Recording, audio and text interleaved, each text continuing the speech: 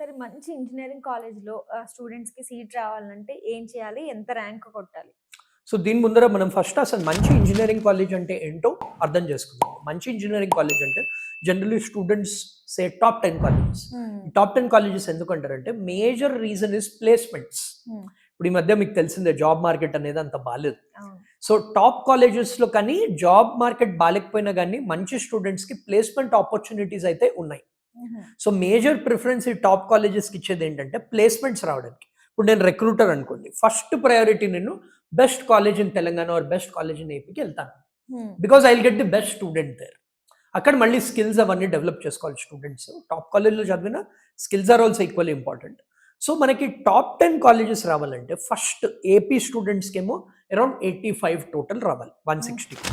అప్పుడు top 10లో comfortably seat అనేది వస్తుంది. ఇప్పుడు అదే తెలంగాణ స్టూడెంట్స్ ఉన్నారనుకోండి, వాళ్ళకేమో 80+ అనేది రావాలి. ఏపీలో కొంచెం ఎక్కువ బికాస్ ఆస్పిరెంట్స్ కూడా ఎక్కువ ఉంది. హ్మ్. కాంపిటీషన్ ఎక్కువ ఉంది ఏపీలో కంపేర్ టు తెలంగాణ.